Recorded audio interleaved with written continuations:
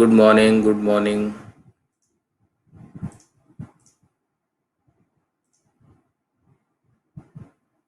good morning, everyone.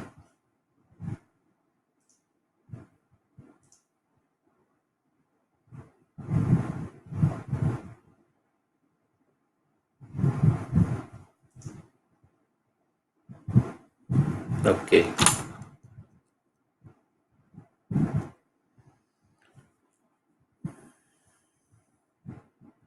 good morning. So, till then, other people are getting joined. I am providing little introduction. I am Mudit Raj, and here we are learning for GATE and ESE.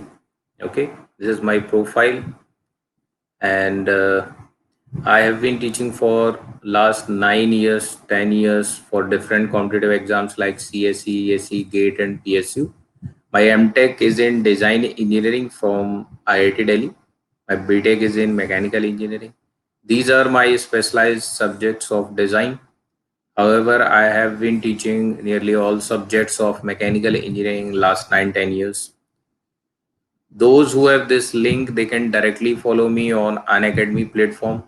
And for other queries, you can contact me at this number 78400724997. Okay. So you can message me on WhatsApp or Telegram. Then just leave me a message with your name and purpose. And this is the Telegram channel of mine. Here you can join with this channel, and you can also follow me on different platforms like this.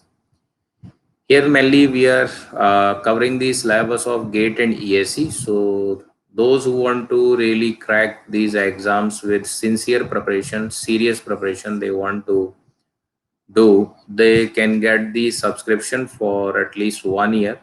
What is the process? आपको अन academy learning app जो है वो download करना रहता है. अन academy learning app download करना रहता है from play store.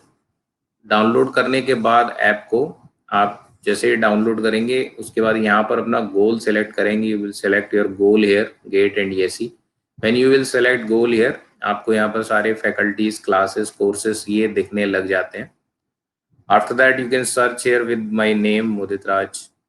So when you will search, you will be directed at my profile. When you will reach the profile, you can see my courses, completed courses. These are paid completed courses, and this is ongoing course of theory of machine. ये चल रहा है फिलहाल. और ये जो है ये फ्री स्पेशल क्लासेस हैं बहुत सारी, ये भी अटेंड कर सकते हैं. जैसे ये वाली जो क्लास चल रही है, this is free special class category. So those also you can attend. There also many practice sessions are also there. You can attend those practice sessions here. Or these are free for all. What is the fee? Fee for 1 month is 5,000, but for 12 months, if you want to do sincere preparation of 1 year, so fee is only 25,000. Okay, it is nearly 2,000 per month. Okay, so not a big deal. So here, if you will use my code MR Live, you will be directed at my profile, and here MR Live, when you will use, you will get 10% discount. Okay, and जो लोग third year में हैं, they can start with 2 year programme. 2 year programme fees 30,000. इधर भी जब आप code use कर रहे हैं, so you will get the 10% discount. Fee will be only 27,000 for 2 year. Okay, so in 2 year you can complete whole syllabus. In 1 year also you can complete whole syllabus, but if you are starting from third year and you are aiming for ESE, then 2 year program is good. But if you are taking 1 year program, so in 1 year program, either you are in final year, okay, fourth year, or you are passed out student, okay, passed out. उनके लिए 1 year programme ठीक है. 1 year programme में आप gate and ESE पूरा syllabus कर सकते हैं. It's your availability. So here now those who will watch this lecture on YouTube पर अभी पिछले जो 4-5 लेक्चर है वो 5-6 दिन से नहीं पढ़ पाए हैं, क्योंकि जो स्टाफ है उनका वहाँ पर जो नेट की कनेक्टिविटी है, इंटरनेट कनेक्टिविटी है, वो बहुत स्लो हो है जहाँ पे वो हैं लॉकडाउन में। तो वहाँ पे वो क्या है, वीडियो ना अपलोड नहीं हो पा रहे हैं, ठीक है। या तो उस पर लाइव लिया जाए तो पहुंच सकता है कैसे ही, बट अभी वो अपलोड नहीं कर पा रहे हैं, तो पिछले 4-5 दिन से नहीं हुआ है, बट 1-2 दिन में ये भी सॉल्व हो जाएगा, डोंट वरी। जिन लोगों को वहाँ पर यूट्यूब पर ये लेक्चर नहीं मिल पा रहे हैं, 27 लेक्चर तक आई थिंक वहाँ पहुँच गए हैं, ठीक है। 27 तक पहुँच गए हैं। 27 के बाद 28 से लेकर अभी 33 हम लोगों ने कंप्लीट कर लिए हैं। ये लेक्चर आपको मिल जाएंगे यूट्यूब पे, ठीक है, डोंट वरी। जो अपलोड करते हैं वो एक्चुअली उनके वहाँ नेट थोड़ा गड़बड़ चल रहा है 4-5 दिन से, that's why it is happening like this. So we are covering engineering mechanics, ये हम कर चुके हैं सिलेबस में, ये चैप्टर्स 1 2 3 4। मूवमेंट ऑफ इनर्शिया अपना चल रहा है, okay. So let's start with this. तो स्टार्ट करता हूँ इसको। हम्म तो मूवमेंट ऑफ इनर्शिया की हमने बेसिक डेफिनेशन देख ली थी, बात कर ली थी कि मूवमेंट ऑफ इनर्शिया कितने टाइप का हो सकता है या मूवमेंट ऑफ इनर्शिया क्या होता है, इसकी बात हम लोगों ने कर ली थी, okay. So there are two words, movement and inertia, है ना, movement and inertia. So movement of inertia, so movement एक अलग चीज है, इनर्शिया एक अलग चीज है, और दोनों मिल जाते हैं तो एक नई चीज बन के सामने आ जाती है। तो हमारे दो टाइप के थे, पहला मास मूवमेंट ऑफ इनर्शिया और दूसरा था एरिया मूवमेंट ऑफ इनर्शिया। लेकिन हमने एरिया मूवमेंट ऑफ इनर्शिया को पहले पढ़ लिया, अब हम लोग करेंगे मास मूवमेंट ऑफ इनर्शिया, ठीक है। तो एरिया मूवमेंट ऑफ इनर्शिया की हम लोगों ने बात कर ली है। Today we will talk about mass movement of inertia, ठीक है, mass movement of inertia. Mass movement of inertia को करने से पहले कुछ बेसिक थ्योरम्स मैं आपके साथ डिस्कस करने जा रहा हूं, जो दोनों में ही यूज आती है। उसमें पहली कौन सी रहती है, पैरेलल एक्सिस थ्योरम, याद है, पैरेलल एक्सिस थ्योरम, ठीक है। बात करेंगे कि ये कब वैलिड है कब वैलिड नहीं है। फिर करेंगे perpendicular axis theorem, then we will do also radius of gyration. Radius of gyration का भी सब लोग नाम सुनते हैं, फॉर्मूला भी जानते हैं, क्वेश्चन भी लगा देते हैं कई बार, लेकिन फीलिंग कई बहुतों को नहीं है कि रेडियस ऑफ गायरेशन होता क्या है। तो ये सबके लिए बड़ा थोड़ा टेढ़ी बात है समझना, but we will discuss this also in very simple way, okay. तो आज शुरू करते हैं फिर। गुड मॉर्निंग सर, सारा फ्री वाले पर करवा रहे हैं,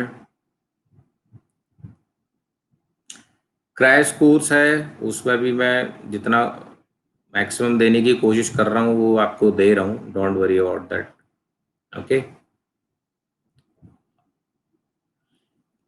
तो सबसे पहले बात करने जा रहा हूँ मैं पैरेलल एक्सिस थ्योरम की।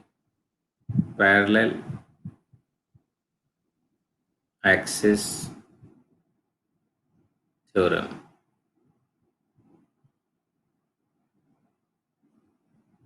पैरेलल एक्सिस थ्योरम क्या होता है, तो देखो, कहता है कि मान लो इस तरीके से कोई एरिया है ना, कोई एरिया है ऐसे, यहाँ कहीं इसका सेंट्रॉइड है, let's say centroid is here, centroid of area हो गया ये। इस सेंट्रॉइड से कोई ऐसे एक्स एक्सिस पार्स कर रही है, वो एक्सिस क्या कहलाएगी, सेंट्रॉइडल एक्सिस कहलाएगी। तो सेंट्रॉइडल एक्स एक्सिस को बार लगा के रिप्रेजेंट किया जाता है। तो ये टोटल एरिया जो ए है, मान लेता हूँ इसकी कुछ वैल्यू है 100 mm², ठीक है। और इस एक्सिस के अबाउट एरिया है, तो इसका कुछ एरिया मूवमेंट ऑफ इनर्शिया भी होगा, एरिया मूवमेंट ऑफ इनर्शिया भी होगा। तो मान लेता हूँ इसका आई एक्स बार है, उसकी वैल्यू है कुछ 400, लेट से 400 mm mm की पावर क्या होगा बोलो, बताओ, पावर क्या बनेगा? यूनिट पता है इसका, मोमेंट ऑफ इनर्शिया? हाँ, एरिया इंटू डिस्टेंस स्क्वायर। तो एरिया का तो पहले ही स्क्वायर है, फिर डिस्टेंस का भी स्क्वायर हो गया, तो पावर 4 बन जाएगा। वेरी गुड, ये होगा। तो मान लो ये कोई एरिया है और इसकी किसी सेंट्रोइडल एक्स एक्सिस पर हमको इसका एरिया मोमेंट ऑफ इनर्शिया मालूम है। ठीक, अब हमें मान लो कोई दूसरी एक्सिस पर पता करना है, हमको किसी दूसरी एक्सिस पर इसका एरिया मोमेंट ऑफ इनर्शिया पता करना है। तो मान लो वो दूसरी एक्सिस ए एक्सिस है, जो कि पहली एक्सिस के पैरेलल है। कैसी है? पैरेलल है। और मान लो कोई d1 डिस्टेंस पर है, इनके बीच की परपेंडिकुलर डिस्टेंस d1 है, मान लेता हूँ कुछ 10 mm है। ठीक, तो अगर मेरे को इस एक्स बार एक्सिस पे पता है और ए एक्सिस पर निकालना है, तो क्या करते हैं? पैरेलल एक्सिस थ्योरम लगा देते हैं। ये सुनो, कैसे सॉल्व करेंगे? I A will be equal to I X bar plus area into distance का स्क्वायर। होगा कि नहीं होगा? एरिया इंटू डिस्टेंस का स्क्वायर। ये मालूम है, एरिया मालूम है, d1 मालूम है, तो अपने को नए एक्सिस पर आई ए की वैल्यू पता चल जाएगी। वेरी सिंपल, इसमें तो कोई किसी को परेशानी नहीं होनी चाहिए। ओके, ये ध्यान क्या रखना है कि जो d1 है वो क्या है? Perpendicular distance between both parallel axis.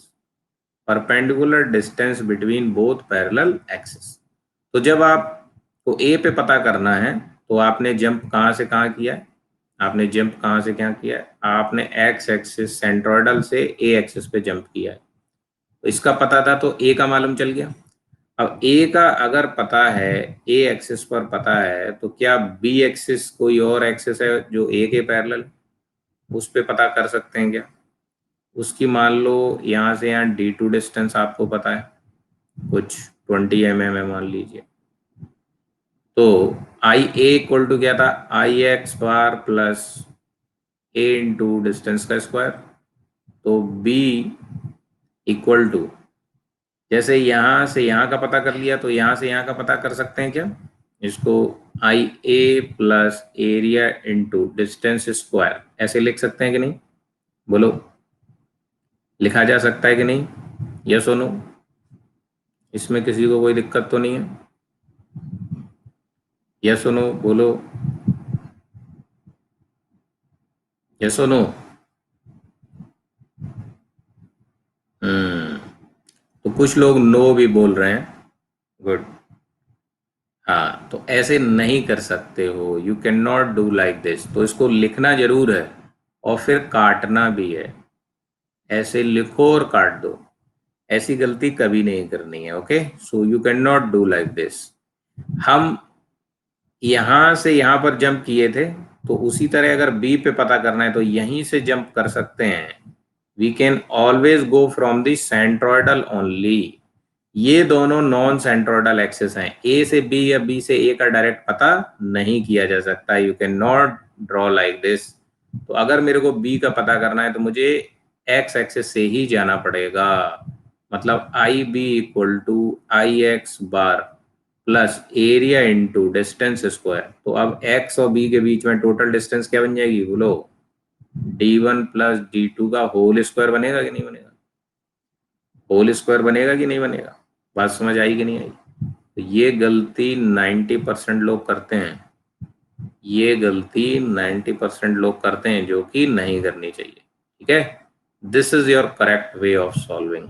ऐसे सॉल्व नहीं करना है, इसको हमेशा ध्यान रखना है। इसको लिखो और काट दो, जिससे कि तुम्हारे सामने ही हमेशा तुम्हें याद रहे। बात समझ आई? तो पैरेलल एक्सिस थ्योरम क्या हुई हमारी कि if moment of inertia is known about any centroidal axis, if moment of inertia is known about any centroidal axis, then any axis parallel to it, it can be found by this equation. Ia equal to ix bar या I bar in general you can write plus area into distance का square. बात समझ आई? ठीक है, but it cannot be applied between two non-centroidal axes. It cannot be applied between two non-centroidal axes directly. अब मान लो किसी question में initially तुमको आई ए का वैल्यू पता है, वो क्वेश्चन ही ऐसा पूछते हैं गेट में या कर, आई ए का वैल्यू गिवन होगा तुमको, ठीक है, गिवन, और तुमको कैसे ही वो आई बी पूछता है, तो कैसे कैसे सॉल्व करेंगे? डायरेक्ट नहीं लगाएंगे। आई ए पता है तो आई ए से अब वापस जाओगे, आई ए से वापस जाओगे एक्स पर, ठीक है, पहले तो आई ए का पता है तो आई एक्स पता किया जा सकता है कि नहीं किया जा सकता? तो in that case I X bar क्या होगा बोलो, आई ए माइनस होगा कि नहीं होगा, सेंट्रोइडल एक्सिस की तरफ जा रहे हैं तो माइनस होगा area into D one square, D one आपको पता होगा तो पहले आप क्या करेंगे, आई एक्स बार पता करेंगे, आई एक्स बार जब पता चल जाएगा उसके बाद आप आई बी मालूम करेंगे, कैसे, I X bar plus area into total distance का स्क्वायर। बात समझ आई कि नहीं आई? तब आप जाकर आई बी सॉल्व करेंगे। Okay, very good. So we can not apply this directly. तो क्या समझ आई आपको बात? काम की बात जो समझ आई वो सुनो। एक तो ये कि नॉन सेंट्रोइडल एक्सिस के बीच में नहीं लगानी है। दूसरी बात जरा बताओ, जब सेंट्रोइडल एक्सिस से आप दूर जा रहे हो, सेंट्रोइडल एक्सिस से दूर जा रहे हो तो मूवमेंट ऑफ इनर्शिया बढ़ रहा है कि घट रहा है, इंक्रीजिंग और decreasing? When you are moving away from the centroidal axis, movement of inertia is increasing और डिक्रीजिंग? बोलो बोलो, इंक्रीज कर रहा है। यहाँ पर अगर 400 है तो यहाँ 400 से ज्यादा ही मिलेगा आई ए पर, ठीक है। उसी तरह जब और दूर चले जाएंगे तो और इंक्रीज करेगा, तो और दूर चले जाएंगे तो और इंक्रीज करेगा। तो हमारी साफ सी बात क्या समझ आएगी कि जब एक्सिस से दूर जा रहे हैं so movement of inertia will be increasing, I B I A से ज्यादा होगा और आई ए आई एक्स बार से ज्यादा होगा, ठीक। और अगर सेंट्रॉइड की तरफ जाएं तो, और सेंट्रॉइड की तरफ वापस जाएं तो मूवमेंट ऑफ इनर्शिया क्या होगा, इंक्रीज होगा डिक्रीज होगा, डिक्रीज होगा, ठीक है। तो यहां से डिक्रीज होते होते जब सेंट्रॉइड पे पहुंचेंगे तो कितना बचेगा, डिक्रीज होते होते सेंट्रॉइडल एक्सिस पे पहुंचेंगे तो कितना बचेगा, बोलो कितना बचेगा, बोलो, जीरो, ये सुनो। तो ऐसे ही मुंह से निकलता है जीरो, जीरो नहीं बचेगा, मिनिमम बचेगा, वहां कुछ तो वैल्यू होगी। ये वैल्यू दी है कि नहीं दी है, बोलो। सबसे पहले तो मैंने वैल्यू ही दे दी। ये कैसी वैल्यू होगी, मिनिमम वैल्यू होगी, मिनिमम, क्योंकि इससे दूर कहीं भी जाओगे तो इससे ज्यादा ही मिलेगी। समझ रहे हो बात को कि नहीं समझ रहे हो? हाँ, तो इससे दूर जाने पर इंक्रीज करता है, increase, moment of inertia increases, और उसकी तरफ जाने पे मोमेंट ऑफ इनर्शिया डिक्रीजेस। समझे कि नहीं समझे बात को? हाँ, तो उसी तरह जब सेंटर की तरफ जाओगे तो आई एक्स बार सबसे कम होगा आई ए से और आई ए कम होगा आई बी से। तो वही बात है, जब आप सेंटर से दूर जा रहे हैं तो ये इंक्रीज कर रहा है, सेंटर की तरफ जा रहे हैं तो ये डिक्रीज कर रहा है। गेटिंग द पॉइंट और not? So at the centroidal axis it will be minimum और लीस्ट मोमेंट ऑफ इनर्शिया, है ना। तो आपको क्या मोटी मोटी बातें समझ आई? पहला स्टार लगा के इम्पोर्टेंट पॉइंट लिखेंगे, पहला स्टार लगा के इम्पोर्टेंट पॉइंट लिखेंगे, क्या कि इट इज एप्लीकेबल, ये थ्योरम याद सबको है, ये पता नहीं होता एप्लीकेबल कब है कि नहीं है। It is applicable only when, only when at least one axis is centroidal axis, one axis is centroidal axis, ठीक है, दोनों नॉन सेंट्रोइडल नहीं लग सकती। ओके, दोनों नॉन सेंट्रोइडल में नहीं एप्लीकेबल होगा। दूसरी बात,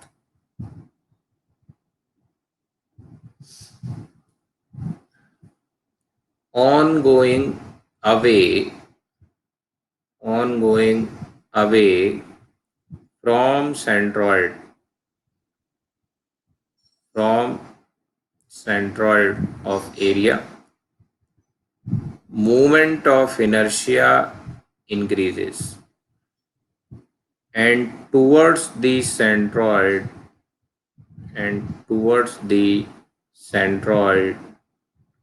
moment of inertia decreases. Hence, at the centroid,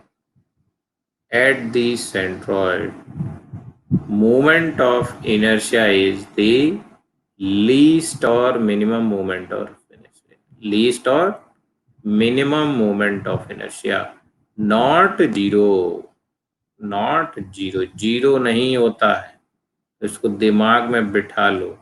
ठीक है, so it will be the least or minimum moment of inertia, not zero moment of inertia. बात समझ आई कि नहीं आई? तो ऐसी गलती नहीं करनी है, और यही गलती करते हैं ज्यादातर स्टूडेंट। क्लियर? एक हो गया अपना parallel axis theorem.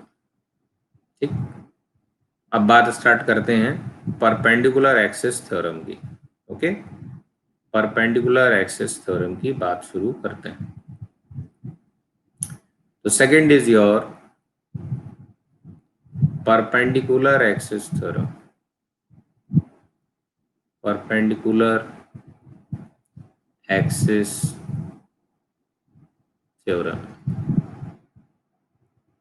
Perpendicular axis theorem क्या कहती है कि मान लीजिए इस तरह कोई एरिया है लाइक दिस, है ना, इसका एरिया का कुछ वैल्यू रहा होगा, मान लेते हैं 100 mm² है। ओके, और इसका यहाँ सेंट्रॉइड है कहीं। ठीक है, तो इसके सेंट्रॉइड से पास करने वाली एक्स एक्सिस क्या कहलाएगी? सेंट्रोइडल एक्स एक्सिस कहलाएगी। इससे पास करने वाली वाई एक्सिस क्या कहलाएगी? सेंट्रोइडल वाई एक्सिस कहलाएगी। तो हमको इन एक्स और वाई एक्सिस पर मोमेंट ऑफ इनर्शिया की कुछ वैल्यू दी होगी। इस पर आई एक्स बार और इस पर आई वाई बार मान लो पता है, it is given in the question.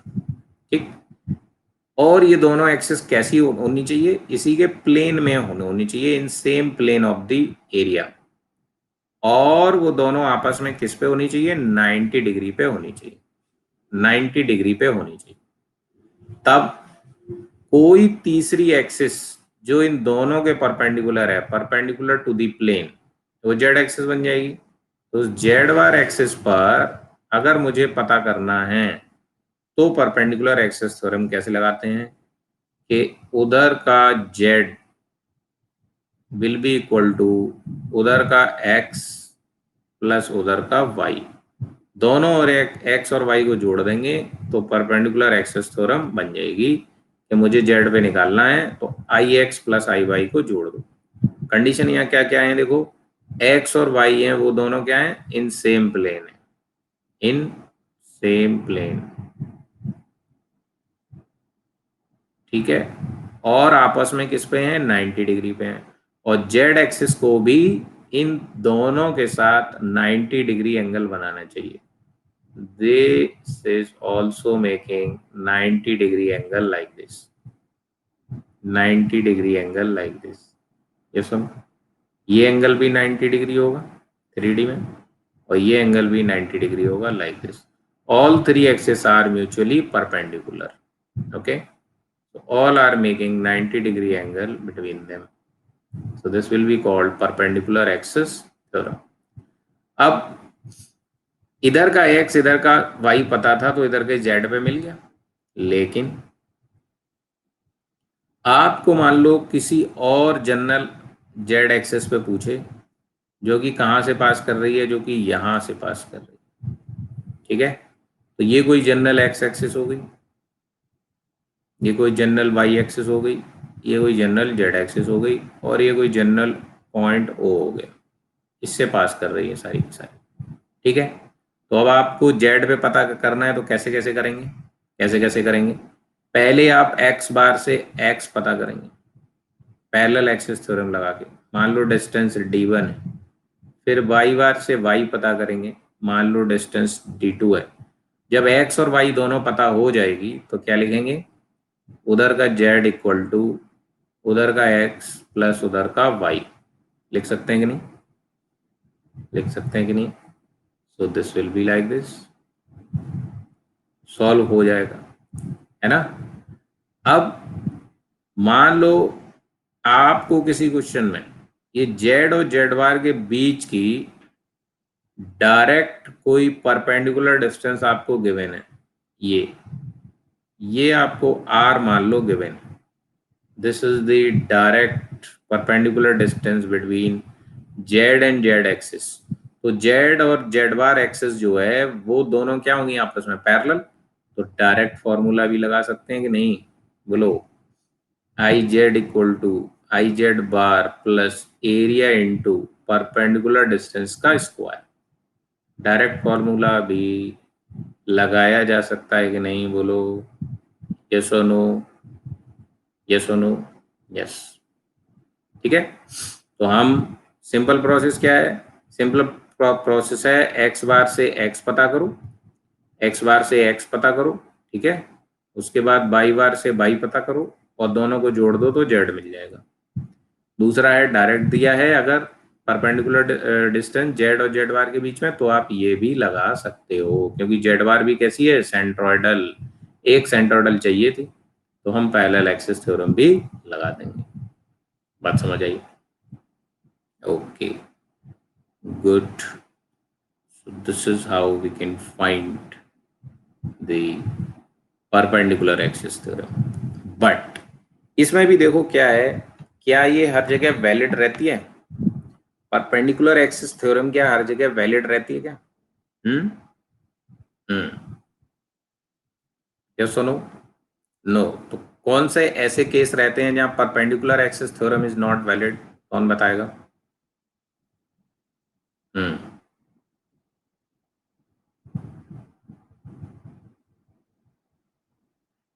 Where perpendicular axis theorem is not valid, sphere, very good, और गुड गुड, बहुत सही।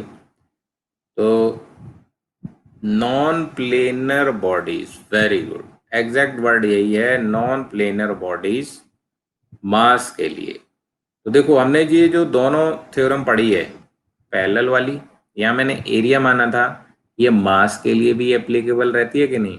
मान लो टोटल मास इसका एम है, आई एक्स पता हो, तो आइए मालूम कर सकते हैं इस बॉडी के लिए। उसमें मास होगा तो फिर ये बॉडी प्लेनर नहीं बचेगी, ये 3D बॉडी बन जाएगी, क्योंकि मास तो 3D बॉडी में ही हो सकता है।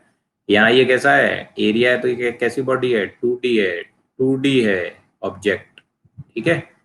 बट अगर मास की बात करेंगे यहाँ, तो ये 3D ऑब्जेक्ट बन जाएगा, 3D बॉडी बन जाएगी। क्लियर है कि नहीं। तो हमारी ये जो दोनों थ्योरम है, पैरेलल एंड परपेंडिकुलर, ये दोनों के लिए ही एप्लीकेबल होती है, मास moment of inertia and area moment of inertia. But याद रखने वाली बात क्या है वो सुनो, स्टार लगा के। क्या है पहली, parallel axis theorem, parallel axis theorem is valid, is valid for all cases of, for all cases of area moment of inertia as well as mass moment of inertia। तो मास मोमेंट ऑफ इनर्शिया हो या area moment of inertia हो, उसके सारे cases के लिए parallel axis theorem तो हर जगह वैलिड रहता है। बट जो परपेंडिकुलर एक्सिस थ्योरम है दैट इज नॉट वैलिड। तो यहाँ लिखेंगे but perpendicular axis theorem, perpendicular axis theorem is not valid for mass movement of inertia in case of non-planar bodies. In case of non-planar bodies. Non-planar bodies मतलब for example जिनका मास almost एक plane में लाई ना कर रहा हो, जैसे कि स्फीयर, जैसे कि सिलेंडर, है ना, जैसे कि सिलेंडर। डिस्क अगर होगी, डिस्क या रिंग, तो उनमें तो ऑलमोस्ट एक प्लेन में मान सकते हो, बट स्फीयर, सिलेंडर, कोन, ये सब जो हैं, इनके केस में ये एक प्लेन में नहीं होगा, तो इनको क्या नॉन प्लेनर बॉडीज बोला जाएगा। क्या बोला जाएगा? नॉन प्लेनर बॉडीज बोला जाएगा। ठीक है, तो perpendicular axis theorem is not valid for mass moment of inertia in case of non planar bodies, लेकिन प्लेनर के केस में ये वैलिड रहेगा, है ना, प्लेनर के केस में वैलिड रहेगा। तो तीसरा लिख दो, perpendicular axis theorem, perpendicular axis theorem is valid for all cases of area moment of inertia and planar bodies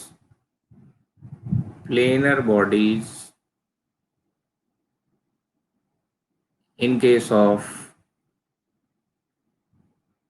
mass movement of inertia. तो प्लेनर बॉडी के केस में मास मूवमेंट ऑफ इनर्शिया के लिए भी वैलिड होगा। ठीक है, वैलिड होगा। बात समझ आई कि नहीं आई? है ना, बात समझ आई कि नहीं आई?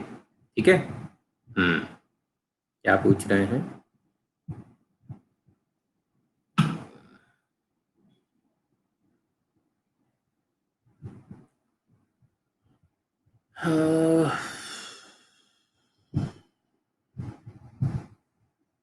दोनों थ्योरम, हाँ दोनों लगेगी, नॉन वैलिड। सर्कुलर मोशन है, ट्रांसलेटरी मोशन और रोटेशनल मोशन। सर्कुलर मोशन किसने क्लास की है मेरी, उसको पता होगा। यहाँ टॉपिक से हट के पूछ रहे हो आप। सर्कुलर मोशन भी पढ़ाऊंगा मैं, डिटेल में पढ़ाऊंगा। ठीक है,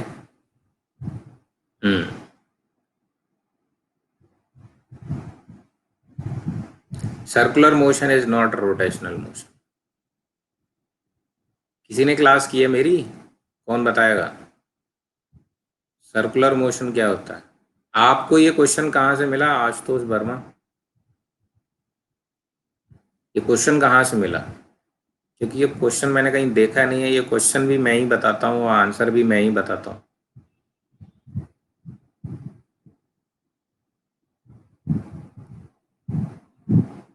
ये क्वेश्चन कहाँ से मिला आशुतोष?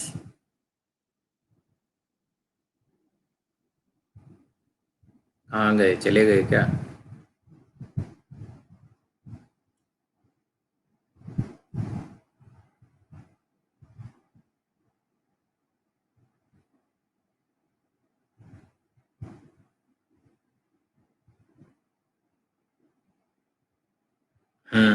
अरे आप सब्सक्रिप्शन ले चुके हो, आप यहाँ पे क्यों क्लास करते हो? वहाँ तो काफ़ी डिटेल में बताया हुआ है, वहाँ अच्छे से गा गा के चिल्ला चिल्ला के बताया हुआ है। यहाँ उतना डिटेल में नहीं चलता है, मतलब यहाँ ये क्रैश कोर्स है, फिर भी मैं यहाँ पर आपको, मतलब मेरी कोशिश है कि ऐसा कोई पॉइंट ना छूटे जिससे आपको कोई कंफ्यूजन हो। हाँ, तो वहाँ मैंने बताया है ना आपको। अभी यहाँ डायनेमिक्स तो स्टार्ट ही नहीं हुई है। हाँ, तो अभी उसको देखो, देखो उसको, उसको करो। आपका डाउट बचेगा नहीं क्लास करने के बाद। ठीक है, आपने बस शुरू की और डाउट आपका आ गया, आप आगे बढ़ेंगे ना, जैसे आपका डाउट बचेगा ही नहीं, आपका डाउट बचेगा ही नहीं। ठीक है, चलो अभी हम लोग वापस लौटते हैं मुद्दे पे। मुद्दा क्या चल रहा था? हाँ, पैरेलल एक्सिस थ्योरम तो सब केसेस ऑफ AMOI हो या MMOI हो सभी के लिए वैलिड है। परपेंडिकुलर वाला जो है वो AMOI के लिए तो सारे केसेस में है, बट MMOI के लिए ओनली फॉर प्लेनर बॉडीज के लिए वैलिड है, नॉन प्लेनर बॉडीज के लिए नॉट वैलिड है, नॉट वैलिड, ये ध्यान रखना, ध्यान रखना। ठीक है। जैसे स्फीयर है, स्फीयर है, ऐसे रहता है स्फीयर। अब स्फीयर की तो भाई तीनों एक्सेस जो हैं एक्स वाई जेड, उन पे क्या रहती है, सिमेट्री होती है, सिमेट्री है कि नहीं है। अब इतना तो कॉमन सेंस ही है। लेकिन मैंने कई बुक्स देखी हैं यूनिवर्सिटी की, बच्चों ने ही मुझे फोटो खींच के भेज दिया है, सर आपने गलत पढ़ा दिया। मैंने कहा भाई मैंने गलत नहीं पढ़ा दिया है, उन उन्होंने डेरिवेशन कर रखा है वहां बकायदा, स्फीयर के लिए भी उन्होंने I Z equal to I X plus I Y कर डाला। ठीक है, क्योंकि गलत है, पता नहीं क्या क्या करते रहते हैं। ठीक है, तो ऐसी घटिया बुक्स मत पढ़ो। ठीक है, आप स्टैंडर्ड ऑथर्स की बुक लो, उससे ही देखो, उनमें दिया हुआ है बाकायदा, या कॉमन सेंस है, एक्स वाई जेड तीनों एक्सिस पे सिमेट्री है, तो ड्यू टू सिमेट्री यहाँ क्या होगा, तीनों एक्सिस पर, मास की बात कर रहा हूँ, मास मूवमेंट ऑफ इनर्शिया क्या होगा, सेम होगा, होगा कि नहीं होगा। क्या आप यहाँ पर I Z equal to I X plus I Y लिख सकते हो क्या, बोलो, नहीं लिख सकते हो। मान लो उसका कुछ मास है, मैं रेडियस आ रहा है, this is sphere 3D, it can not be written I Z equal to I X plus I Y, तो यहाँ वैलिड नहीं है।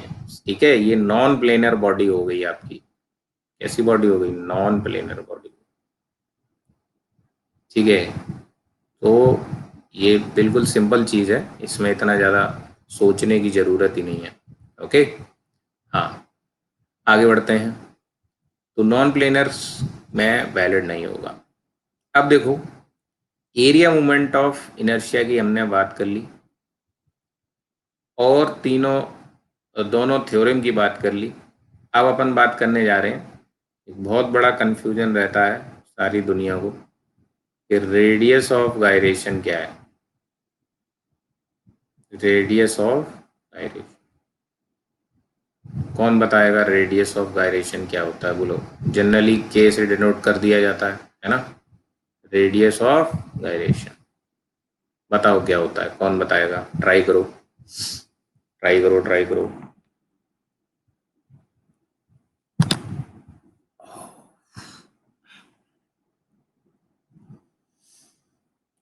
Try it, what is radius of gyration, बताओ आपको अब तक क्या फील है, क्या समझते हो रेडियस ऑफ गायरेशन से।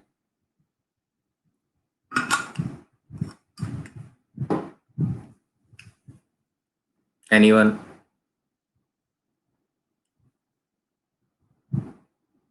Equivalent distance, okay, equivalent distance किस चीज की,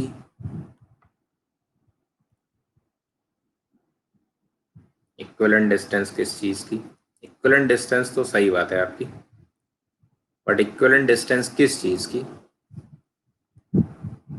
हम्म, कैसे, इक्विवेलेंट रेडियस भी बोल बोल सकता हूँ क्या, रेडियस ऑफ गायरेशन को इक्विवेलेंट रेडियस भी बोला जा सकता है, इक्विवेलेंट रेडियस भी बोला जा सकता है। ठीक है, रेडियस ऑफ गायरेशन को इक्विवेलेंट रेडियस भी बोला जा सकता है। Total moment of inertia of the body if acting at a point, total moment of inertia तो point, moment of inertia act नहीं करता है, moment of inertia is not something which act, force act करता है, torque act करता है, moment of inertia act नहीं करता। Any non symmetrical body, non symmetrical, non symmetrical के लिए ही सिर्फ रेडियस ऑफ गायरेशन डिफाइन किया जाएगा क्या। फ्लाईव्हील का कई बार फ्लाईव्हील का रेडियस ऑफ गायरेशन दिया रहता है कि नहीं क्वेश्चन में, बोलो। फ्लाईव्हील का कई क्वेश्चन करते हो, उनमें रेडियस ऑफ गायरेशन दिया रहता है कि नहीं? फ्लाईव्हील सिमेट्रिकल बॉडी है, नॉन सिमेट्रिकल है, बोलो। फ्लाईव्हील तो सिमेट्रिकल होता है। हाँ, और बताओ, दिमाग चलाओ। Distance from axis where body placed.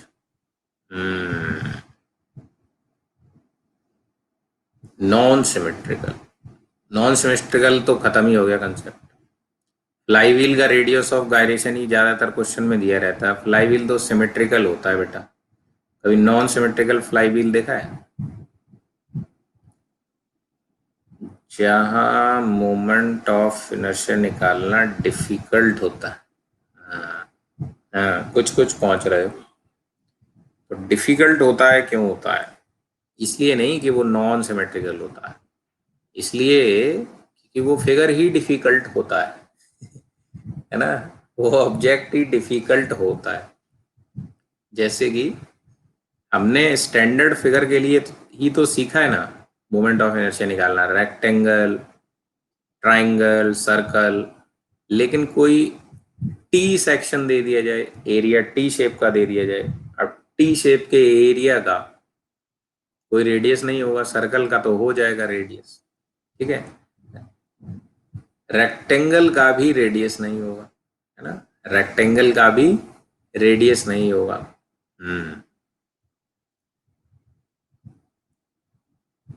Very good. हाँ। हम्म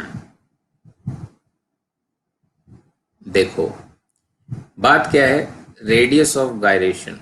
रेडियस ऑफ गायरेशन को बोलेंगे इक्विवेलेंट रेडियस। देखो अब सुनो, मान लो इस तरीके से कोई एरिया है ना, एरिया है ये, इसकी कुछ ना कुछ वैल्यू होगी, 100 mm² है मान लो। ठीक है, उसका कहीं ना कहीं सेंट्रॉयड होगा, तो सेंट्रॉयड से पास करने वाली उसकी सेंट्रॉयडल एक्स एक्सिस भी होगी।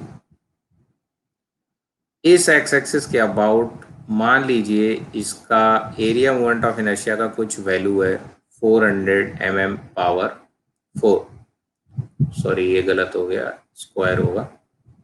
ऐसे दिया हुआ है। ठीक, इसमें इसके अबाउट आपको पता है, ये वैल्यू पता है। अब है क्या कि इस एरिया को मैं क्या करूं, इसी एक्सिस के अबाउट, इसी एक्सिस के अबाउट एक ऐसी डिस्टेंस पर रखूं, जैसे मान लो ये एक्सिस हो गई वही वाली एक्स बार एक्सिस। अब इस पूरे एरिया को मैं क्या करूं, मान लो ये रबर का है, ये एक रबर का लेयर जैसा है, और इसको मैं खींच के क्या करूं, एरिया को ऐसे थिन स्ट्रिप में चेंज कर दूं, थिन स्ट्रिप में चेंज कर दूं, और एरिया की वैल्यू क्या रहनी चाहिए, सेम रहनी चाहिए। ठीक है, एरिया की वैल्यू सेम रहनी चाहिए। इसका कुछ ये बी होगा स्मॉल, और ये एल होगा, so B into L total area ही बन जाना चाहिए। तो इस पूरे एरिया को हमने क्या किया कि एक थिन स्ट्रिप में चेंज कर दिया, और फिर से उसी एक्सिस के अबाउट इसका area moment of inertia find करने की कोशिश करी। तो अब एरिया है ये टोटल, और किसी डिस्टेंस पर रखा जाएगा इसको। तो जिस डिस्टेंस पर रखने से उसके मोमेंट ऑफ इनर्शिया की सेम वैल्यू मिल जाए, वो इस एरिया का क्या, इक्विवेलेंट रेडियस, या कहें रेडियस ऑफ गायरेशन कहलाएगा। ठीक, अब इस एरिया को मैं कहीं भी रख सकता था, यहां रख सकता था, यहां रख सकता था। किस डिस्टेंस पर रख दें कि एरिया की वैल्यू सेम सेम होगी, 100 mm² ही रहना है, इसको किस डिस्टेंस पे रख दें, इसका जो आई है, मोमेंट ऑफ इनर्शिया है about this axis, will remain same, will remain same. Same नहीं मिलता है, अरे भाई सेम मिलवाना है आपको। तो अब मैं वो डिस्टेंस पता करने की कोशिश करूं, तो कैसे पता करूंगा, कितनी डिस्टेंस पर रख दूं, तो इसकी वैल्यू पता है ना। अब यहां पर दोबारा इसका आई एक्स बार पता करोगे, वो उतना ही होना चाहिए, it should be kept same. तो सेम रखना है भाई, फाइंड नहीं करना है, सेम रखना है। तो अब यहाँ पर आई एक्स बार को क्या लिख सकते हो, एरिया इंटू डिस्टेंस स्क्वायर, यही तो होगा सीधा सीधा। पूरा का पूरा एरिया इसी डिस्टेंस पर तो है। तो यहां से के की वैल्यू क्या हो जाएगी, बोलो, under root I X bar over area नहीं हो जाएगी। तो हमें उस के की वैल्यू नहीं मिल जाएगी कि इस पूरे एरिया को इस एक्सिस से कितनी डिस्टेंस दूर रख दिया जाए एक थिन स्ट्रिप में कन्वर्ट करके, सो दैट के हमें मोमेंट ऑफ इनर्शिया की सेम वैल्यू मिल जाए। बात आई समझ में कि नहीं? हम्म।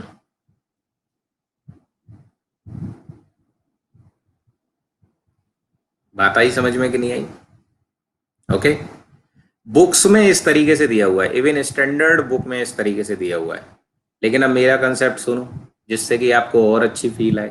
ठीक है, बुक में इतना ही दिया रहता है, सारी इवन स्टैंडर्ड्स बुक में भी मैंने देखा है इतना ही दिया हुआ है, तो फीलिंग नहीं आ पाती, फीलिंग नहीं आ पाती।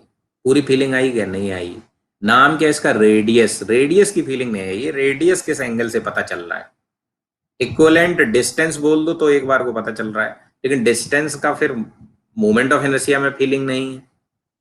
तो आपको करना क्या चाहिए, इस एरिया को थिन स्ट्रिप में नहीं, थिन स्ट्रिप में पहले कन्वर्ट कर लिया ऐसे। ये मान लो रबर का एरिया है, रबर का, उसको खींच के ऐसे कर दिया और उसको फिर गोल कर दो, उसको फिर गोल कर दो, तो वो एरिया कैसा दिखाई देगा बोलो? चमका कि नहीं चमका? वो एरिया कैसा दिखाई देगा? ऐसा दिखाई देगा, दिखाई देगा कि नहीं? थिन स्ट्रिप में कन्वर्ट करो और उसको ऐसा बना के रख दो उस एक्स एक्सिस से, उस एक्स एक्सिस से। चमका कि नहीं चमका? तो कितनी रेडियस रखी जाए उस एरिया की?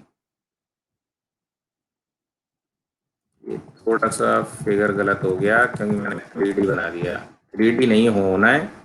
ये एरिया इस तरीके से रहेगा कि उसकी जो डिस्टेंस है वो उस एक्सिस से सेम रहनी चाहिए। एरिया इस तरह आपने बदल दिया, अरे बन गया भाई, ऐसे कर दिया, उस पूरे एरिया को ऐसे आपने बदल दिया। ठीक है, और ये एक्सिस इससे पास कर रही है लाइक दिस, सेंटर से। अब ये 3D है। ठीक है, तो मैं इस एक्सिस को और थोड़ा खुरापात कर देता हूँ, 3D फील लाने के लिए ऐसे बना देता हूँ। ठीक है, it should be like this.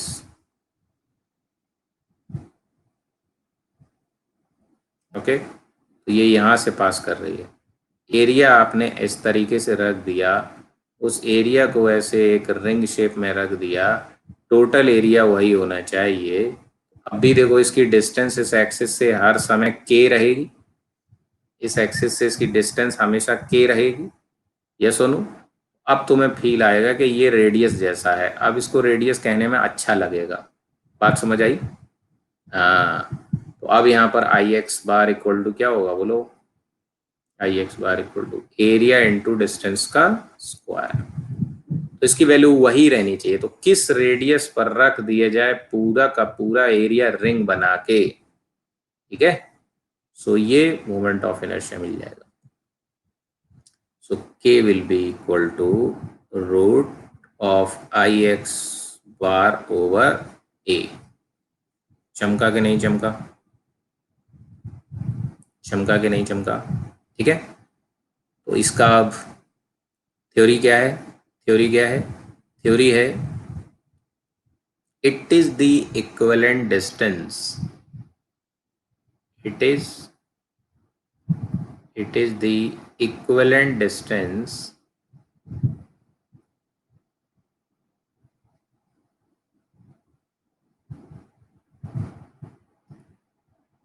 from the axis,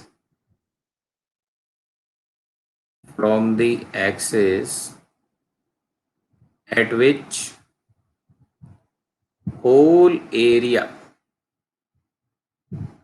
must be placed must be placed in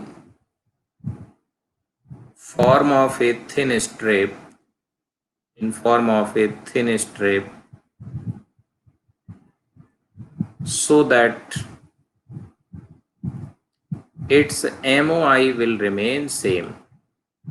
Its MOI will remain same. ठीक है, तो ये पीछे वाले इस फिगर के लिए डेफिनेशन दी रहती है बुक्स में।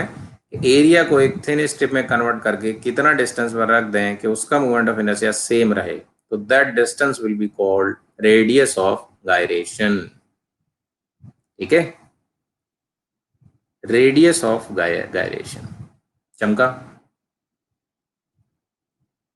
मनु सिंह, क्या डाउट है भाई आपका? मूवमेंट ऑफ इनर्शिया की वैल्यू हमें पता है। हाँ पता है।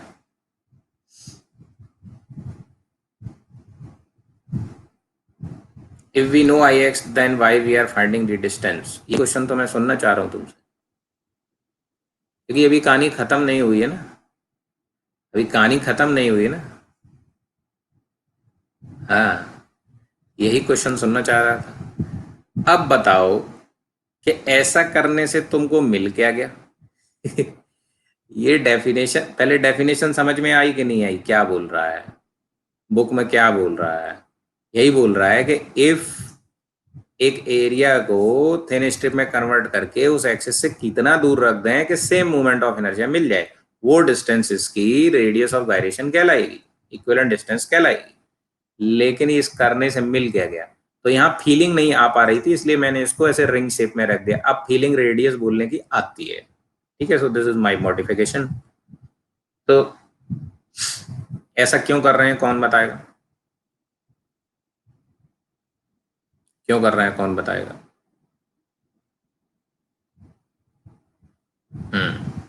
सुनो, इसको दरअसल डिफाइन किसके लिए किया जाता है? कॉम्प्लेक्स एरियाज के लिए डिफाइन किया जाता है। हाँ, it is defined for complex areas. It is defined for complex area. देखो, जो स्टैंडर्ड एरिया है आपके, रेक्टेंगल, ट्राइंगल, सर्कल, इनके लिए तो आपको याद है फॉर्मूला डायरेक्ट।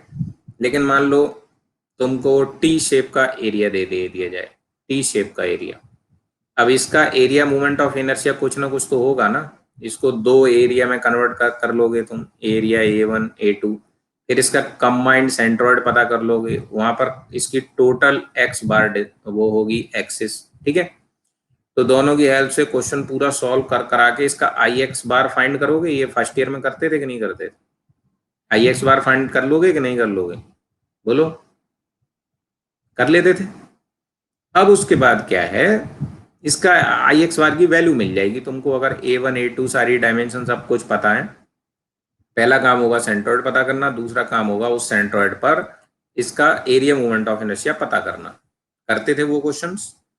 अब जब पता चल जाएगा, मैं क्या करूं, अब यहां से इसका रेडियस ऑफ गायरेशन पता कर लूं। वो कैसे पता होगा? K equal to I X bar पता चल गया, तो I X bar over total area. Total area क्या हो जाएगा? A1 प्लस A2 हो जाएगा नहीं? तो इस पूरे एरिया का इक्वलेंट रेडियस ऑफ गायरेशन मिल गया। तो जब आप डिजाइनिंग पर्पज में, वैसे अगर इसका फॉर्मूला आप बनाने चलो तो लंबा चौड़ा फॉर्मूला बनेगा कि नहीं? ये तो टी सेक्शन ही है। मान लो एरिया ही इस तरीके से है, कुछ ऐसे ऐसे ऐसे, और इधर ट्राइंगल और इधर सर्कल, और ताम जाम बहुत सारा जोड़ दूं उससे, तो कॉम्प्लेक्स एरिया बन जाएगा नहीं? अब इसका फॉर्मूला बनाने की कोशिश करूं तो बहुत लंबा चौड़ा फॉर्मूला बनेगा। तो डिजाइन पर्पज में, कैलकुलेशन में बार बार वो फॉर्मूला आप यूज नहीं कर सकते, आपको बहुत मुश्किल होगा।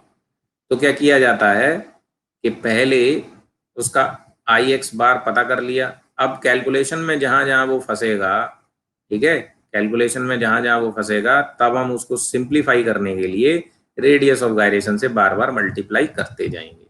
बात आई समझ में? तो डिजाइनिंग की बात है, डिजाइनिंग की। सारे सब्जेक्ट पढ़ के लास्ट में करना क्या है आपको? मशीन डिजाइन करना है ना। मशीन डिजाइन करना है आपको लास्ट में। डिजाइन करने के लिए पहले मटेरियल सेलेक्ट करो, है ना, लोड पता करो, मटेरियल सेलेक्ट करो। डिजाइनिंग में सारे सब्जेक्ट लग जाते हैं कि नहीं? आप मान लो एसी डिजाइन करना है आपको, एयर कंडीशनर, तो उसमें आपकी आरएसी भी लग जाएगी, थर्मो भी लग जाएगी, मटेरियल साइंस भी लग जाएगी, उसमें भी कंप्रेसर होगा, स्ट्रेस स्ट्रेस सब पता करना होगा। जब डिजाइन किया जाता है ना, उन सब में इनकी जरूरत पड़ती है। ओके, तो एरिया के लिहाज से हमने बात कर ली, एरिया के लिहाज से बात कर ली, लेकिन रेडियस ऑफ गायरेशन तो मास मूवमेंट ऑफ इनर्शिया के लिए भी रहता है कि नहीं, बोलो। अब मास के लिहाज से बात कर लो। मास के हिसाब से इसकी बात क्या होगी, देखो कि मान लो ऐसे कोई बॉडी है जिसका मास एम है, ऐसे कोई बॉडी है जिसका मास एम है, उसका क्या होगा, सेंटर ऑफ मास होगा। सेंटर ऑफ मास होगा तो उसका कोई एक्स बार एक्सिस होगा। तुम्हें मास पता है मान लो 10 kg, और यहाँ पर तुमको दिया हुआ है आई एक्स बार कुछ 100 kg, है ना, मीटर स्क्वायर, ऐसे होगा मास इंटू डिस्टेंस स्क्वायर। तो इसमें क्या होता है, उस एक्सिस से इस मास को क्या करते हैं, एक पॉइंट मास में कन्वर्ट कर दो, पॉइंट मास में कन्वर्ट कर दो। मास की वैल्यू सेम रहनी चाहिए, उसको दबा पिचका के एक पॉइंट मास में कंप्रेस कर दिया। अब इस पॉइंट मास को इस एक्सिस से कितना दूर रख दें, सो दैट कि इस एक्सिस के अबाउट इसका मास मोमेंट ऑफ इनर्शिया सेम रहना चाहिए। चमका कि नहीं चमका, तो कितना होगा, एम के स्क्वायर, सीधी सी बात है। तो के इक्वल टू क्या हो जाएगा, root I X bar over. यहाँ जो ये आई एक्स है ये मास मूवमेंट ऑफ इनर्शिया है, ये मास मूवमेंट ऑफ इनर्शिया है, तो मैं इसमें सफिक्स एम लगा दूँ। और पीछे जो हमारा मूवमेंट ऑफ इनर्शिया था ये कौन सा था, एरिया मूवमेंट ऑफ इनर्शिया था, तो यहाँ मैं सफिक्स ए लगा दूंगा। बात समझ आई कि नहीं आई, ऐसे डिफाइन किया जाएगा इसका रेडियस ऑफ गायरेशन। तो ये कॉम्प्लेक्स एरिया के लिए था, वो कॉम्प्लेक्स मास सिस्टम के लिए होगा। ये किसके लिए होगा, कॉम्प्लेक्स मास सिस्टम। अब इसको देखो पॉइंट बना के रख दें, लेकिन अगर मैं इसे ऐसे रॉड बना के रख देता तो भी तो फॉर्मूला सेम मिलता, बोलो बोलो बोलो। रॉड बना के रख देता सेम डिस्टेंस पर तब भी तो वही रहता, बुक में लिखा रहता है पॉइंट मास बना के रख दो। इस पूरे रॉड की डिस्टेंस तो सेम है एक्सिस से, यस और नो, बोलो भाई, सो गए क्या सबके सब।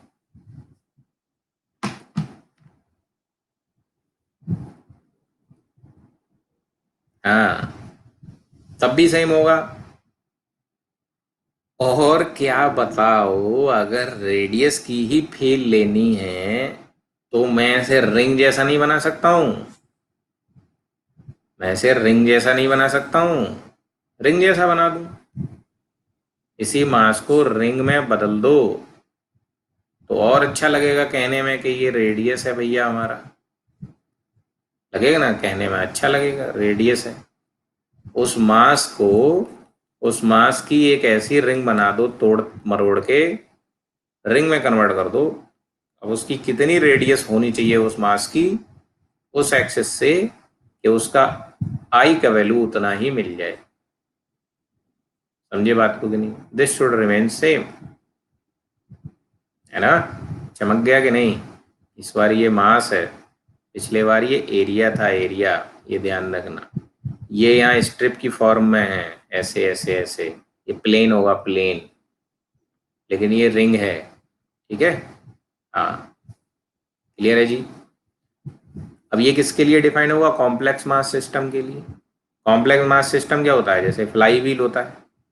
फ्लाई व्हील कैसा होता है बोलो, किसी क्वेश्चन में दे देता है तुमको, किसी क्वेश्चन में दे देता है तुमको कि रिंग फ्लाई व्हील है, रिंग फ्लाई व्हील है, तो तुम फ्लाई व्हील इस तरीके से ले लोगे एक रिंग की तरह, लेकिन फ्लाई व्हील इस तरह नहीं होता। एक्चुअल में उसमें क्या, आर्म्स भी होते हैं कि नहीं, वैसे उसमें हब भी होता है कि नहीं होता। एक्चुअल फ्लाई व्हील के रिंग जैसा होता है क्या, एक्चुअल फ्लाई व्हील तो ऐसा होता है ना, हब होगा, आर्म्स होंगी, बहुत कुछ तामझाम लगा होता है उससे।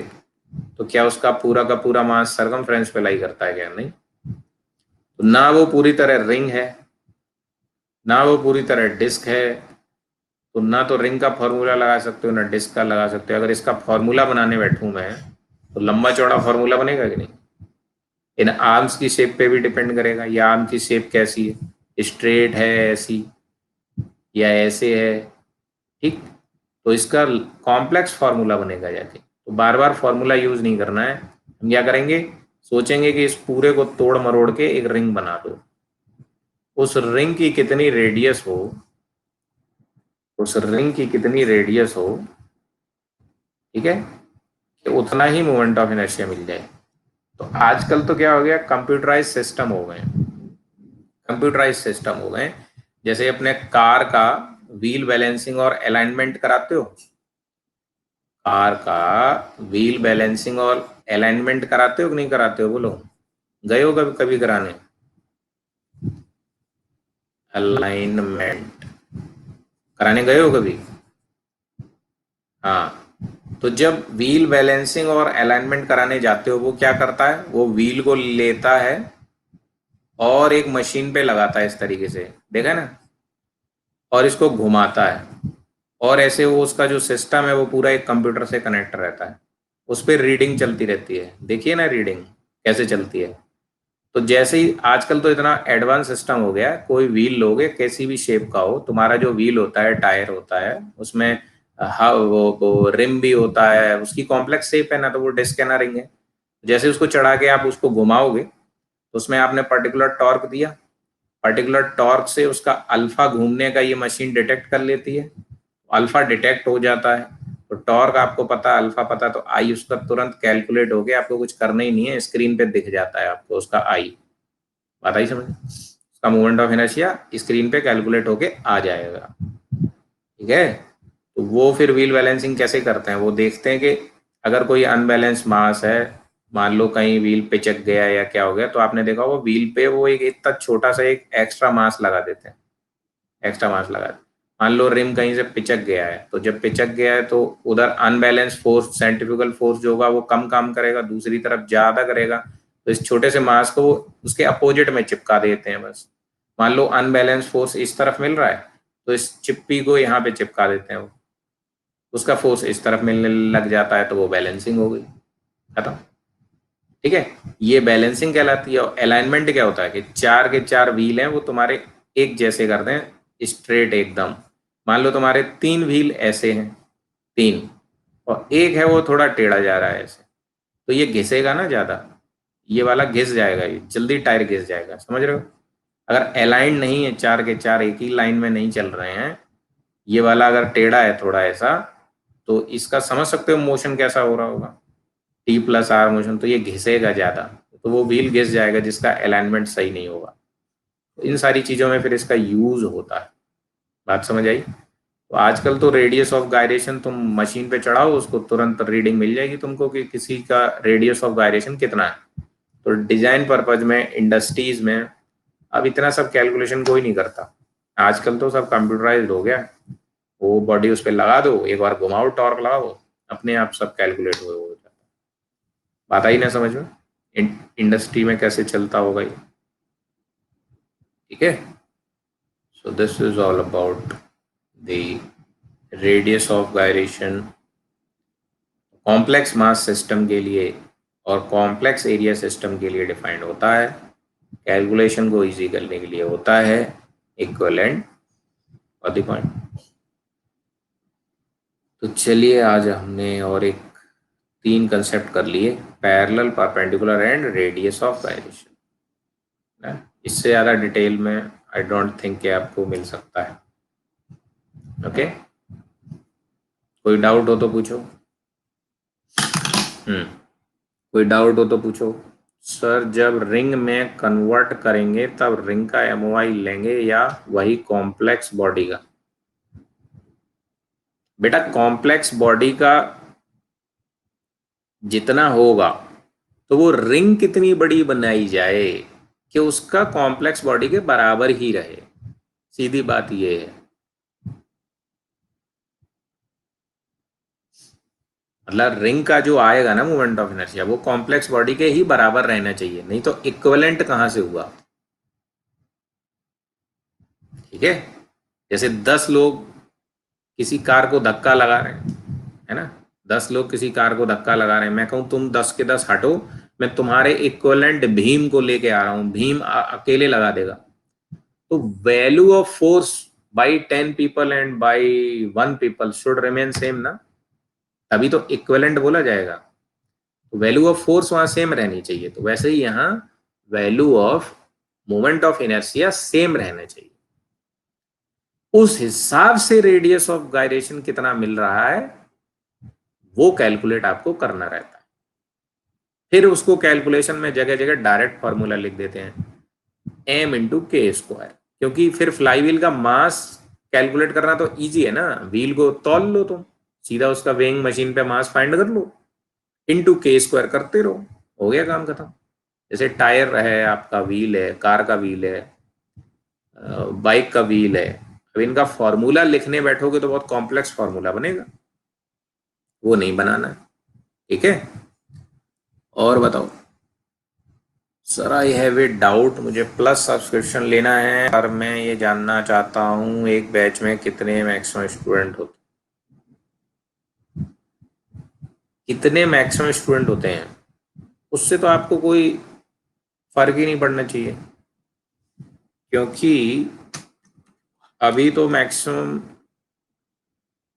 वैसे मैं काउंट तो नहीं कर सकता हूँ, रहते होंगे 40-50 मैक्सिमम किसी बैच में, क्योंकि एक टाइम में होता क्या है, सारे स्टूडेंट एक जगह क्लास नहीं कर रहे हो तो होते हैं, कुछ लोग लाइव पढ़ लेते हैं, जैसे मैंने पढ़ाना शुरू किया 10 से 11, तो कुछ लाइव पढ़ रहे हैं, कुछ क्या करेंगे उस समय दूसरा सब्जेक्ट पढ़ रहे हैं, वो बाद में रिकॉर्डेड देख लेंगे। लेकिन आपको कोई डाउट आता है तो हर चौथी पांचवी क्लास डाउट क्लियरिंग क्लास रहती है, वहाँ हम लोग डाउट डिस्कस करते हैं, और डाउट तो मैंने आपको नंबर अपना दे रखा ना डायरेक्ट, डाउट आप इस पे सेंड करोगे 7840072497, आप कुछ भी सेंड करोगे तो इस पे सेंड करोगे व्हाट्सएप पे, और मुझे कोई अनाउंसमेंट करना रहता है तो मैं टेलीग्राम चैनल जो है मैं उस पर कर देता हूँ, क्योंकि सबको मैसेज भेजना मुमकिन नहीं है मेरे लिए, तो मैं कोई अनाउंसमेंट करूंगा तो मैं, आपको कोई डाउट पूछना है तो आप पर्सनली मुझे व्हाट्सएप कर दो, मैं रिप्लाई कर दूँ। ठीक है, अनाउंसमेंट कुछ करना होगा तो चैनल पे कर देता हूँ।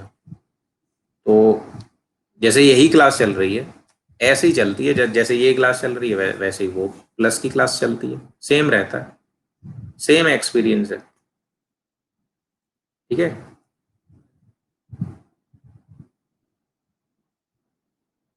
भीम से समझ आ गया। हाँ हाँ।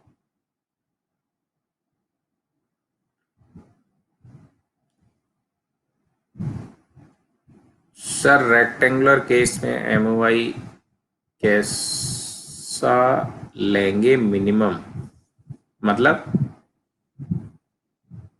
बात समझ नहीं आई आपकी, क्या पूछ रहे हो। रेक्टेंगुलर केस में कैसा लेंगे मिनिमम, मिनिमम क्यों लेना है आपको,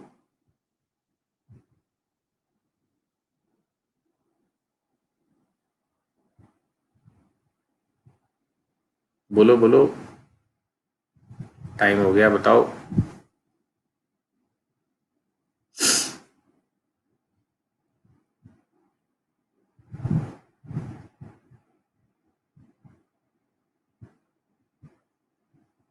हो गए फिर सारे डाउट। हम्म,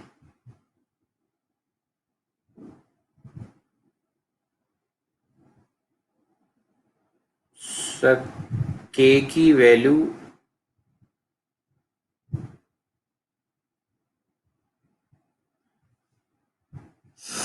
भी तो हर केस के क्या लिख देते हो, समझ ही नहीं आता है क्या लिखना चाह रहे हो, के की वैल्यू भी हर बॉडी के लिए निकालनी होती है।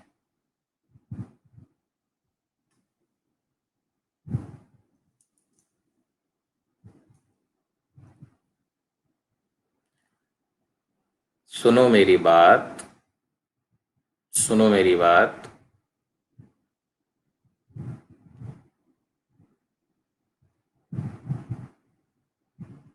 देखो यहाँ कोई कॉम्प्लेक्स एरिया है, कहाँ गया वो टी शेप, कहाँ बताया था? सुनो यहाँ पर ध्यान से, कोई कॉम्प्लेक्स एरिया है, मान लो इस तरीके से दे दिया जाए, कोई एरिया दे दिया जाए तुमको ऐसे,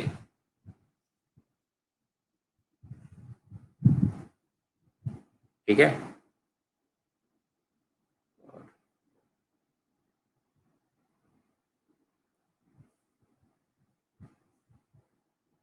ये एरिया दे दिया जाए तुमको A1 A2 A3।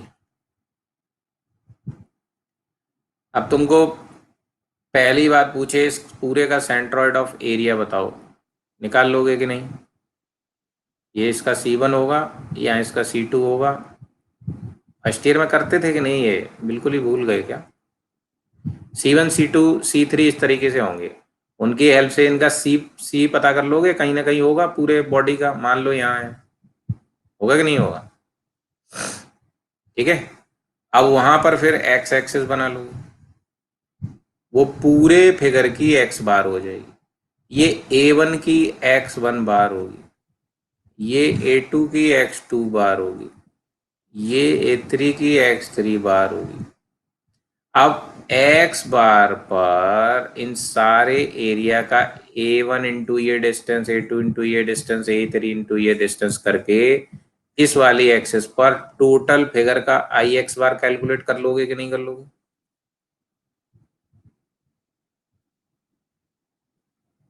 ठीक है, हो जाएगा। अब अगर तुम्हें इसमें क्वेश्चन पूछता है कि इस पूरे फिगर का रेडियस ऑफ गायरेशन बताओ, तो कैसे करोगे? टोटल ये कैलकुलेट कर चुके हो, अपॉन टोटल एरिया कर दोगे और अंडर रूट कर दोगे, बेटा वैल्यू आ जाएगी, आ गई। ठीक, अब इसका यूज क्या है? इसका यूज ये है, अगर अब कैलकुलेशन जब डिजाइन करते हो ना, तो एक चीज कई बार यहाँ फार्मूला लगाया वो कराया, डिजाइन में बार बार यूज करोगे कि नहीं इसका मोमेंट ऑफ इनर्शिया ये, ठीक है? या मान लो तुमको मैं बोलता हूँ क्वेश्चन में कि एक एरिया है, अब क्वेश्चन रिवर्स कर दो, जैसे फ्लाईव्हील का क्वेश्चन दिया जाता है ना, ये एरिया की बात चल रही थी, अब ऐसे ही सिमिलर मास है, मास की बात सुनो। किसी क्वेश्चन में तुमने कई क्वेश्चन किए होंगे फ्लाईव्हील के, उसमें तुमको फ्लाईव्हील का मास दे देता है और रेडियस ऑफ गायरेशन दे देता है, सिंपल दोनों वैल्यू दे देता है गिवन। फ्लाईव्हील का मास मोमेंट ऑफ इनर्शिया कैसे सॉल्व कर लेते हो? एम के स्क्वायर। तुमको कोई फर्क पड़ता है क्या कि वो फ्लाईव्हील किस शेप का था, उसमें कितनी आर्म थी, उसमें हब था कि नहीं था, रिंग था क्या था, रिंग का भी क्रॉस सेक्शनल सर्कुलर था कि रेक्टेंगुलर था? तुमको कोई फर्क पड़ता है क्या उससे? क्यों? क्योंकि वो तुमको इससे फर्क पड़वाना ही नहीं चाह रहा है, वो उस समय कुछ और कैलकुलेट करवाना चाह रहा है तुमसे, मान लो टी थीटा डायग्राम कैलकुलेट करवाना चाह रहा है, तो तुम सिंपली कर लोगे। ठीक है, तो प्रॉब्लम सिंप्लीफाई हो गई कि नहीं? अगर तुमको के उसका पता है, अब के कैसे पता किया होगा फ्लाईव्हील का, मैंने बता दिया, इसका मास तुम वेट कर लो, मास निकल जाएगा, और कंप्यूटराइज्ड है, वहां से तुमने इसको चढ़ाया मशीन पे और इसका आई एक्स पता कर लिया, उससे तुमको के मिल गया। अब क्वेश्चन तुमको रिवर्स पूछ रहा है, तो तुम बता सकते हो। कैलकुलेशन पर्पज में बार बार ये यूज होगा, तो इसका अगर रियल फॉर्मूला फाइंड करने बैठेंगे तो लंबा चौड़ा बनेगा फॉर्मूला, तो बार बार हमें इतनी लंबी चौड़ी फॉर्मूला लिखने की जरूरत नहीं है, एक बार उसका के पता कर लो और हो गया काम, इजीली यूज कर सकते हो। अब समझ पड़ गया? हम्म, रेक्टेंगुलर केस में गायरेशन में एमओआई मिनिमम होगा। रेक्टेंगुलर केस में ये रेक्टेंगल है, एरिया, एरिया की बात कर रहे हो, ये रेक्टेंगुलर एरिया है, चलो है। अब बताओ क्या चाहिए तुम्हें इसका, क्या करना है बताओ? एरिया है, ये दिया हुआ है, वैल्यू दी हुई है, मान लो बी और डी दे दिया, एरिया आ गया। अब बताओ क्या करना है, क्या चाहिए तुमको? इसका रेडियस ऑफ गायरेशन पता करना है, हो जाएगा पता। इसका रेडियस ऑफ गायरेशन पता करना है, हो जाएगा, ये एक्स है, ये आई एक्स बार इसका कितना होता है, BD³/12, इसकी वैल्यू कैलकुलेट कर लो, टोटल एरिया इंटू के स्क्वायर कर दो, के आ जाएगा इसका। आप क्या पूछ रहे हो? मिनिमम मिनिमम क्या पूछ रहे हो? मिनिमम क्या होता है? मिनिमम तो मैंने कहीं वर्ड ही नहीं यूज किया है। रेडियस ऑफ गायरेशन में मैंने मिनिमम शब्द यूज किया है कहीं? मिनिमम से क्या लेना देना है? जो वैल्यू आएगी वो आ जाएगी।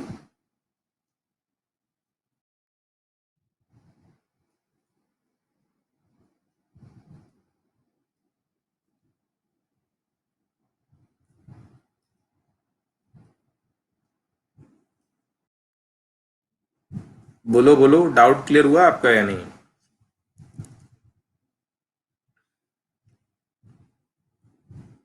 ऋषभ।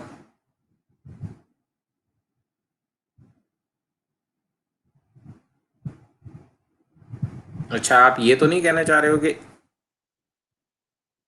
इस एरिया का किस एक्सिस पे लेना है मोमेंट ऑफ इनर्शिया? तो सेंट्रोइडल वाला लेना है।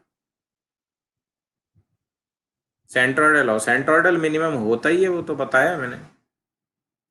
ये डाउट था क्या आपका? सेंट्रोइडल पे लेना है, सेंट्रोइडल एक्सिस। सेंट्रोइडल मिनिमम ही होता है। अगर आप ये पूछ रहे हैं तो ठीक है, मिनिमम है।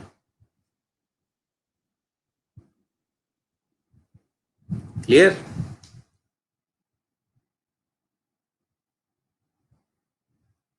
गुड। चलो फिर इतना ही रखते हैं आज।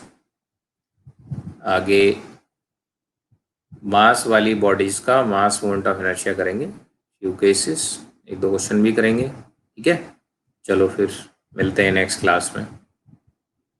जय हिंद, जय भारत। लगे रहो, पढ़ते रहो, बढ़ते रहो।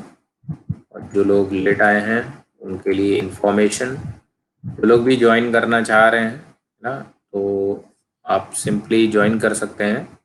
आप मुझे मैसेज कर सकते हैं, if you want to know anything WhatsApp पे मैसेज कर दो। और ये टेलीग्राम चैनल भी ज्वाइन कर सकते हो। कई स्टूडेंट, मैं लिंक भेज देता हूँ, पूरा डिटेल लिंक है उसमें, मैसेज भेज देता हूँ, उसमें ये लिंक भी रहता है, फिर भी बार बार मैसेज करते रहते हैं, सर मुझे ऐड कर दो, मुझे ये कर दो, वो कर दो। आप मैसेज ही नहीं पढ़ते हो पूरा।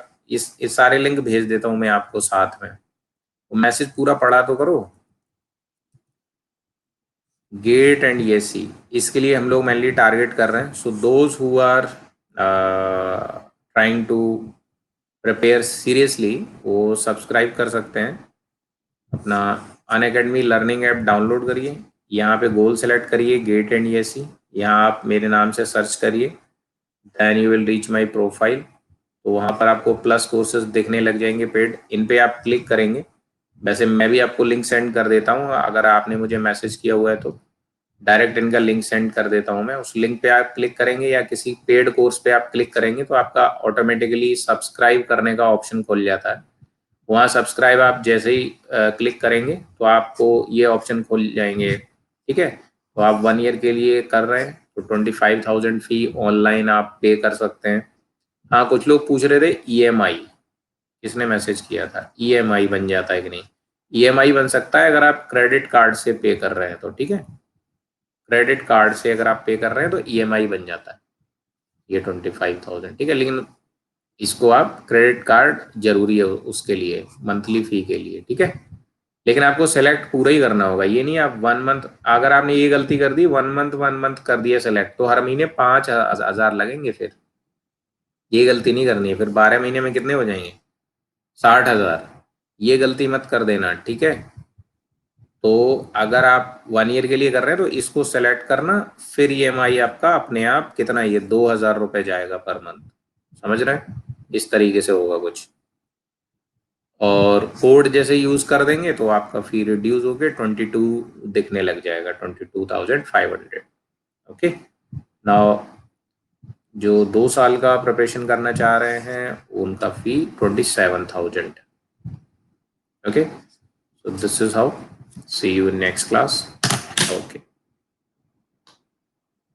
good.